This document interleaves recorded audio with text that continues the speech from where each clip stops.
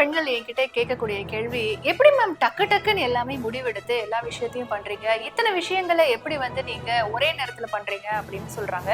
Multi tasking அப்படிங்கிறது எனக்கு ரொம்ப ரொம்ப பிடிச்ச விஷயம். எல்லாருக்குமே மல்டி டாஸ்கிங் வருமா அப்படின்னா அது எனக்கு தெரியாது. ஒரு சிலருக்கு வரலாம், ஒரு சிலருக்கு வராம போகலாம். ஆனா உங்களுக்கு மல்டி டாஸ்கிங் திறமை இருக்கு அப்படின்னு நீங்க முடிவு பண்றீங்க, இல்ல நீங்க ஏதாவது ஒரு விஷயத்த உங்களால முழுசா பண்ண முடியும் அப்படின்னு முடிவு பண்றீங்க அப்படின்னா ஃபர்ஸ்ட் உங்களை நீங்க நம்பணும். ரெண்டாவது, எது மேலேயும் பயம் இருக்கக்கூடாது. மூணாவது, முடிவுகளை தெளிவா எடுக்கிறது. நாலாவது, நம்ம எடுக்கக்கூடிய முடிவுகளுக்கு அதற்கு ஏற்படக்கூடிய விளைவுகளுக்கு பொறுப்பேற்றுக் கொள்வது.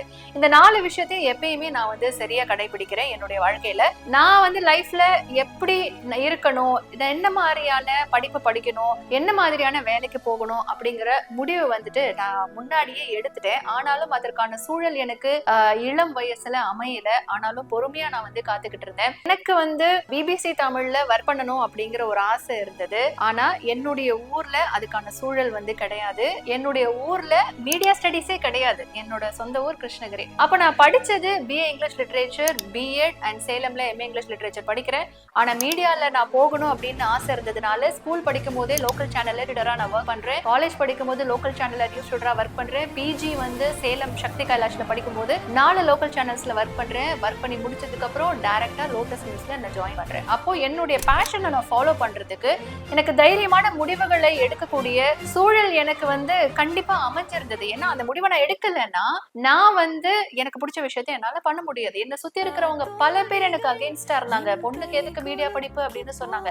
ஆனா அதையெல்லாம் மீறி என்ன நடந்தாலும் பரவாயில்ல, என்னுடைய வாழ்க்கைக்கு நான் தான் பொறுப்பு அப்படின்னு உறுதியா நின்னதுனால இன்னைக்கு இந்த பிளேஸ்ல இருக்கேன். இன்னைக்கு நான் ஒரு 5 ஸ்ட்ரீம் லைன்ல நான் ஒர்க் பண்ணிக்கிட்டு இருக்கேன். அப்ப இது எல்லாத்துக்குமே காரணம் பயம் இல்லாம முடிவுகள் எடுக்கிறது. இன்னைக்கு பெண்கள் முடிவு எடுக்கக்கூடிய சூழல்ல இருந்தாலும் நிறைய பெண்கள் முடிவுகளை எடுக்கிறது இல்ல. காரணம் என்னன்னா பயம்.